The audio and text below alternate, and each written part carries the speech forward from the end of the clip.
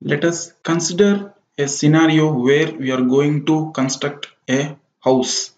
So for constructing the home, what are the raw material we should require? First one is sand, cement, water, bricks, etc. So by using that raw material, you are going to construct a home or a design. Coming to electronics or embedded side, if you want to build an embedded system, we should require a raw material, that is electronic components. By using that electronic components, we are going to design an embedded systems or some other projects. So we should arrange these electronic components in a manner so that one end product is prepared. Now we will see from basics of electronics and we will end with some advanced concepts. So first of all, I would like to start with the battery. So what is a battery? Battery is a power source for the circuit, and here you can see a typical diagram of the battery. Every battery will have two terminals, one is positive and another one is negative. So this is the symbol of the battery. If you are making any project or any embedded system, first you should go with the schematic. So to represent the battery in the schematic diagram, you have to use this particular symbol. So here you can see one is positive and another one is negative. Similarly, now we will see that currents, that is two types of currents are available present. One is AC, another one is DC. So AC means alternating cycling current and DC is a direct current. So we will see what is the difference between AC and DC. So alternating cycling current means the direction of the current is going to change for every second.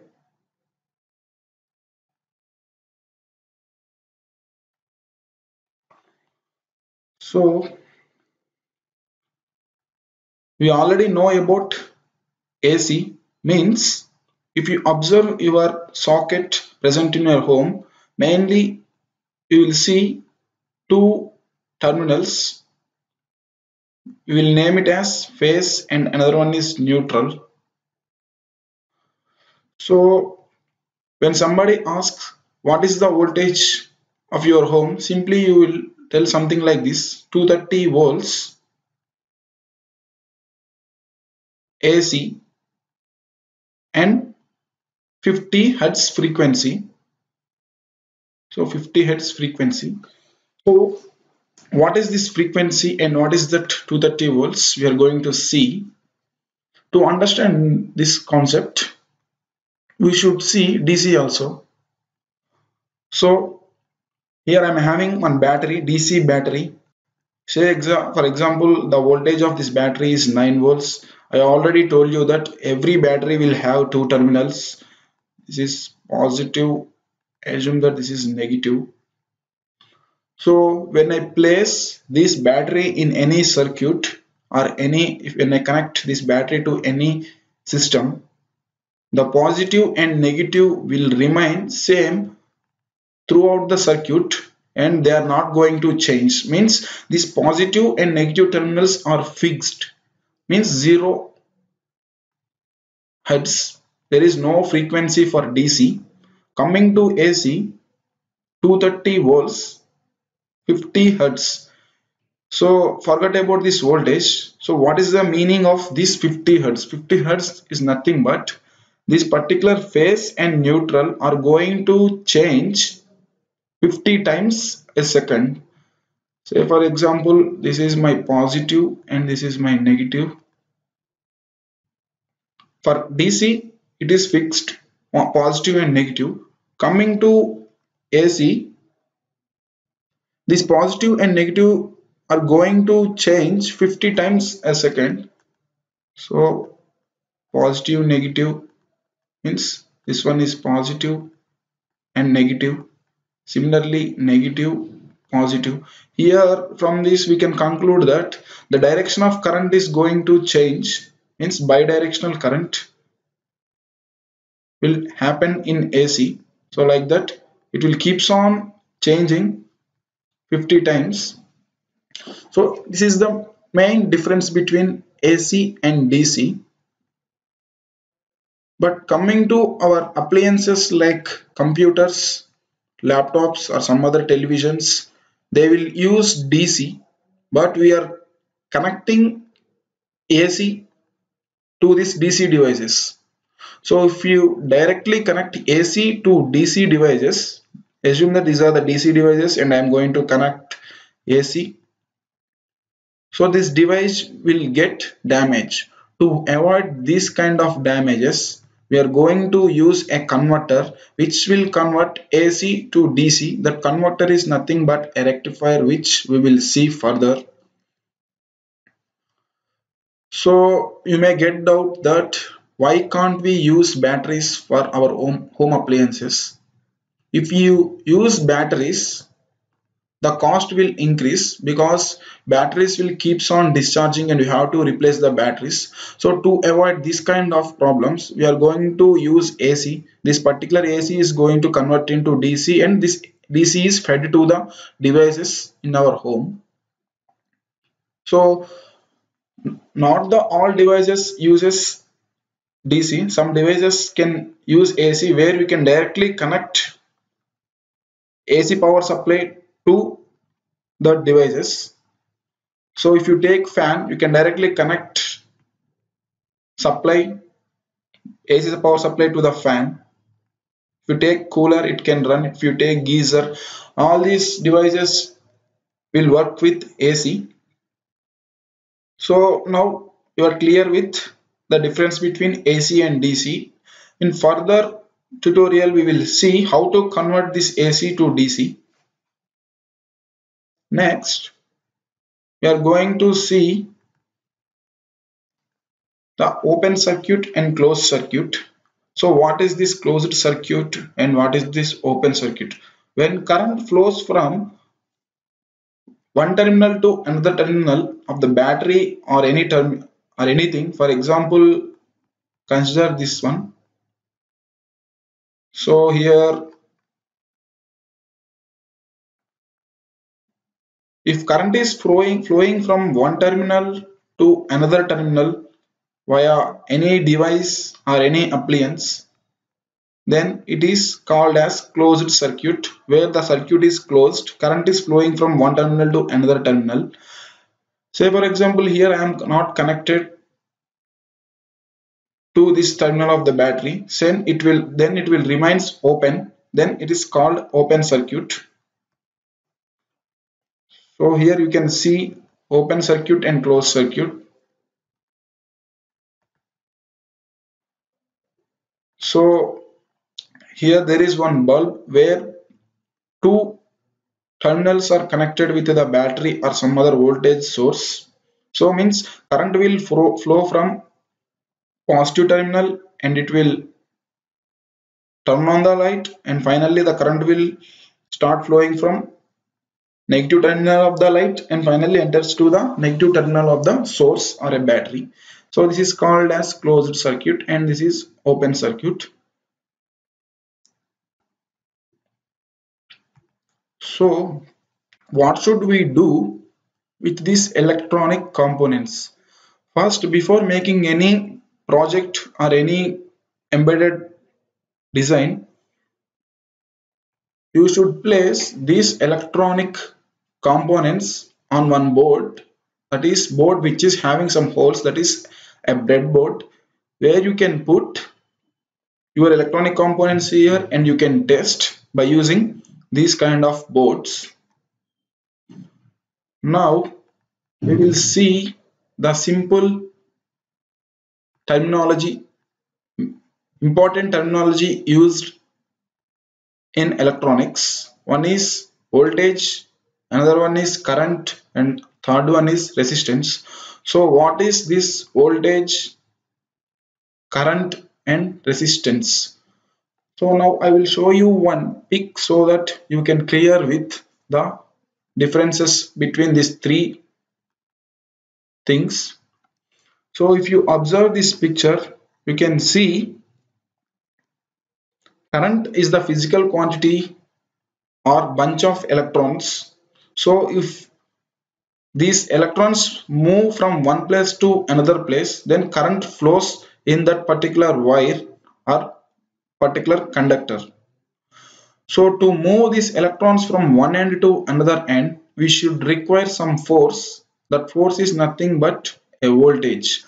So voltage is defined as force required to move electrons from one end to another end, or the voltage is defined as a potential difference between 2 points.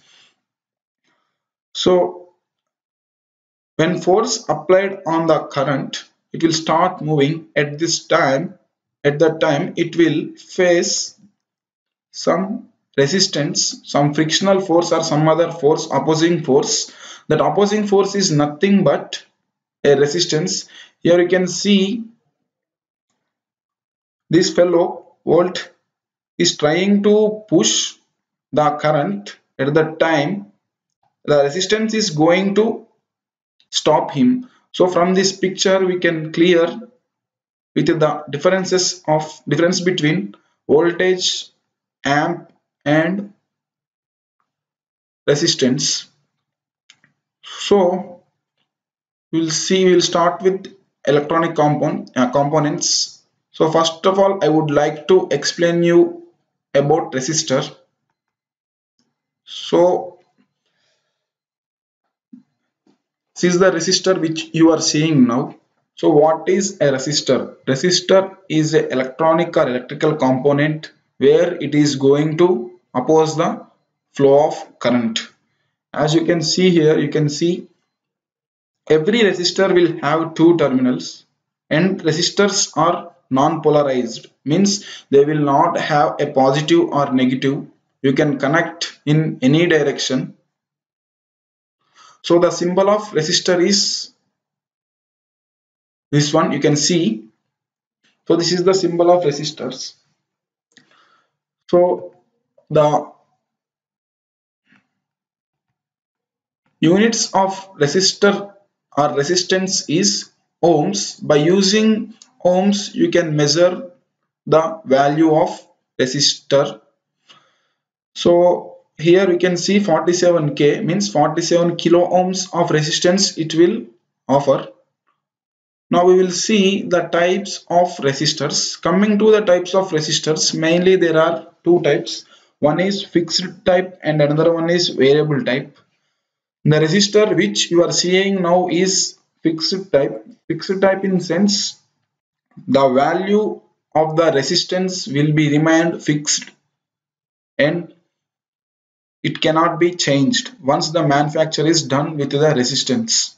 So here you can see this one is a fixed resistor of 47K ohm. This 47K ohm is fixed and we cannot change this one. So how to measure the resistance between these two terminals? Actually there are two methods. One is by using a color coding we can measure, but it is older one to measure the resistance of the resistors, and another one by using ohm meter or a digital multimeter we can easily measure the resistance between the two terminals. So if you measure the resistance between these two terminals we will get 47K ohm. It's fixed and we cannot change. Coming to variable, we can change the resistance of the resistor by using some knob by applying mechanical force on it.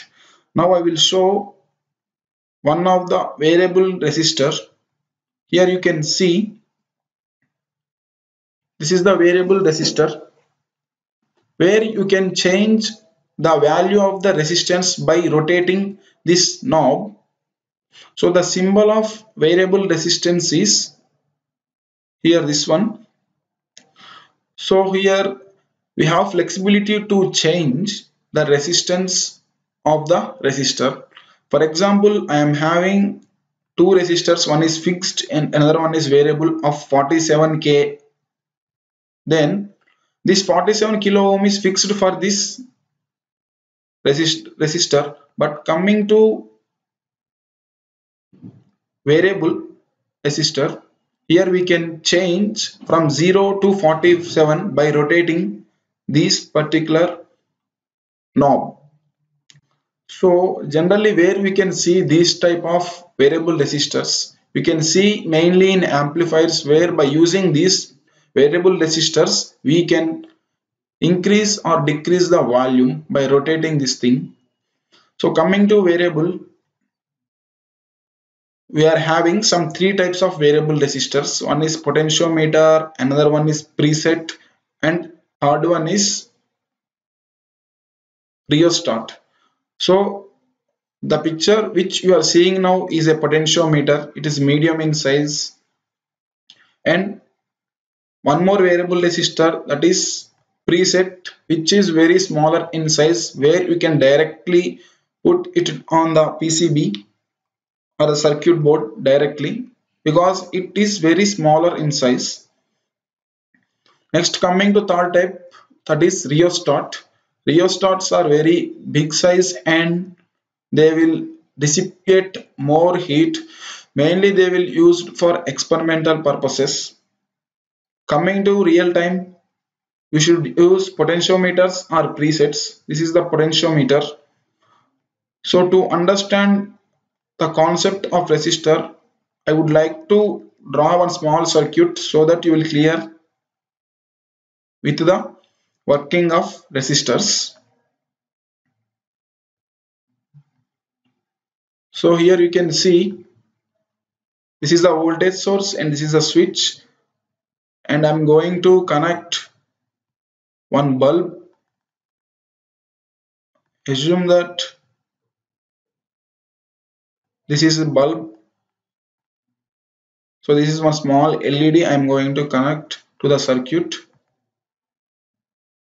So let us consider a case.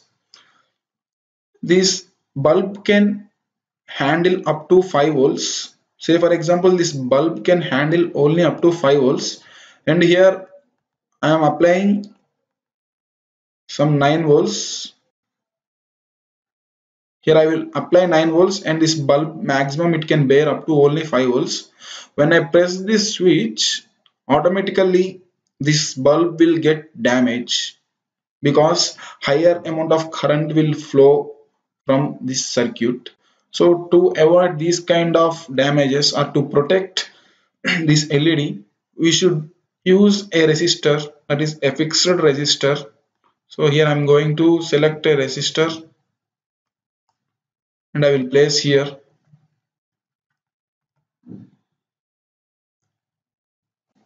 So if I place a resistor here, automatically this resistor will oppose some flow of current, and here we will get some voltage drop. This 9 volts can be converted into some 4 or 3 volts with the help of this resistor, and finally this bulb or LED is protected. So here from this circuit we can conclude that this resistor is acting as a current limiting resistor. Now from this we can conclude that resistors are mainly used to oppose the flow of current, first one, and second one is they mainly used in electronic appliances where we can decrease or increase the volume of amplifiers, etc.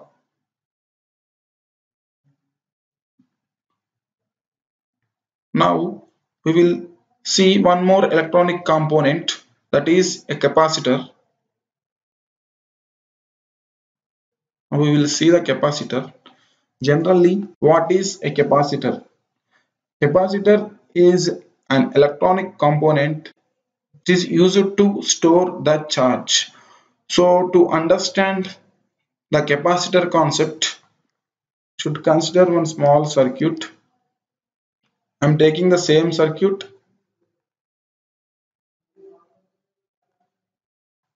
So this is the symbol. So this is the symbol of the capacitor. Now let us consider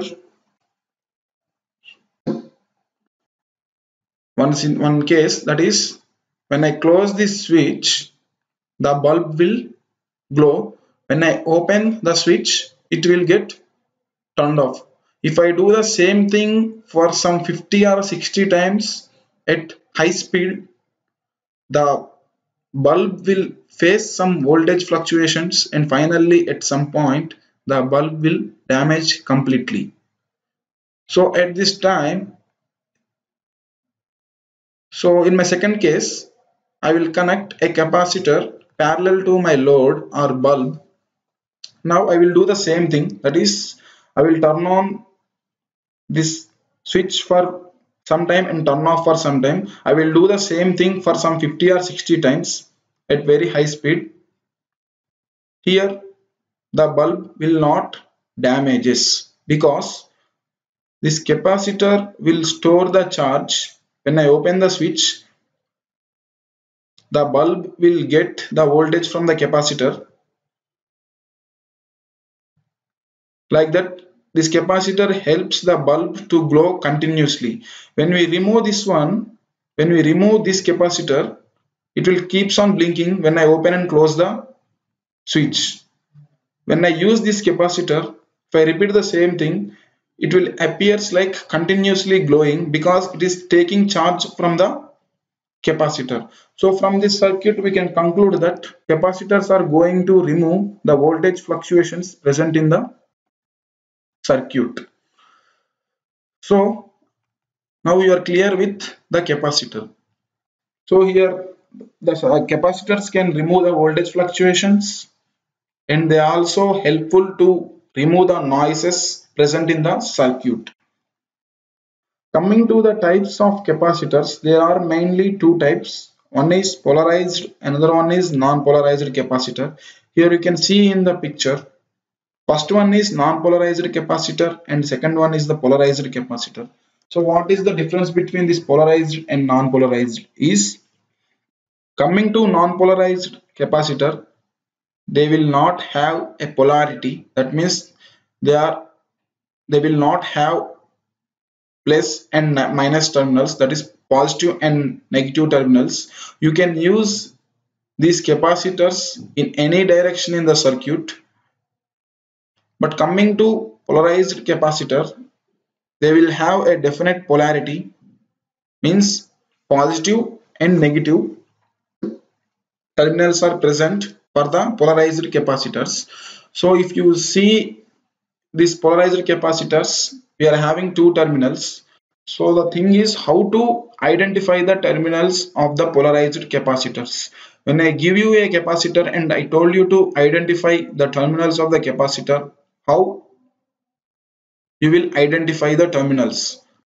So first one is by seeing the terminals. As you can see here, this capacitor contains two terminals in which one is longer one and another one is shorter one. So the longer terminal is considered as positive and the shorter one is negative. But coming to non-polarized capacitors, there are equal terminals, so there is no need of identifying positive and negative terminals. You can use in either directions. Say in my second case, I am having a polarized capacitors with equal terminals. So how to identify the terminals if it is having same sized terminals? Simply by seeing the body of the capacitor, we can know, we can find the positive and negative terminals. If you observe any polarized capacitors, definitely it will have two colors. It may be any two colors. Here you can observe, here one is black, another one is silver. So for every capacitor there will be a two colors in which one of the color will occupy the more region and other color will occupy the less region. Here the black color is going to occupy the more region and the silver is having less region. So from seeing these regions, we can find the terminals of the capacitor. Say for example, I am having the capacitor with equal terminals. The terminal nearer to the more colored region is positive, and the terminal nearer to the less colored region is negative. Here we are having black and silver. If you take some other capacitor, it may have black and orange. So we have to identify by measuring the occupancy of this region. So like that we can identify the terminals of the capacitors when we have equal terminals.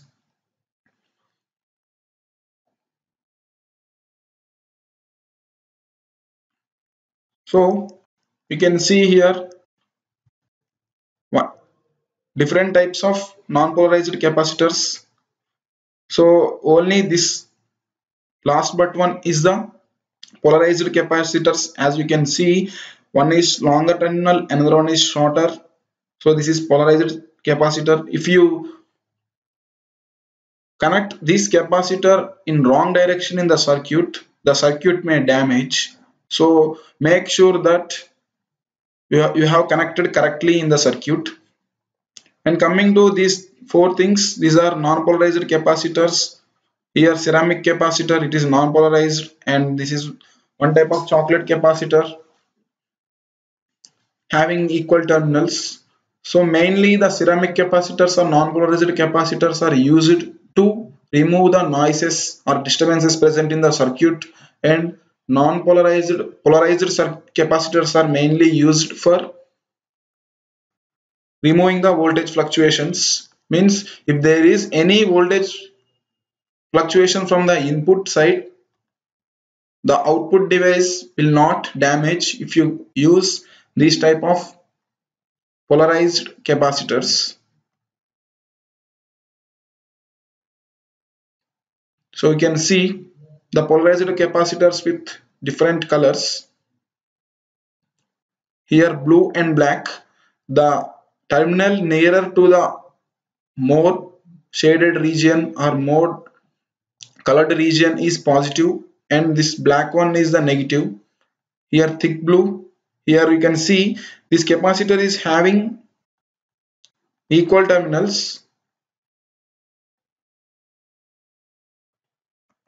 So here you can see this capacitor is having equal terminals. So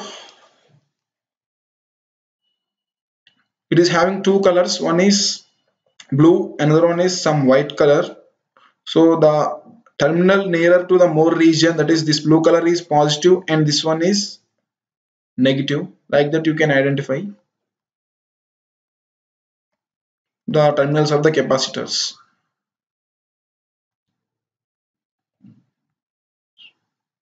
Now we will see one more electronic device, that is diode. So when we talk about diode, what is a diode? Diode is a semiconductor device which conducts current in only one direction. So what is this direction? Already we discussed the difference between AC and DC. Coming to AC, we are having two directions, means it is going to change for every 1 second. So if you take our home terminal voltage, we are having some 230 volts, 50 hertz AC. This particular AC is going to change for 50 times a second. So say for example, this is my terminal and I am going to measure the frequency. Here finally I observed that it is going to change some 50 times, plus minus and minus plus. So here we are having some two directions. One is positive to negative and another one is negative to positive. When we use diode, this diode will accept current flowing from only one direction. So to understand this one,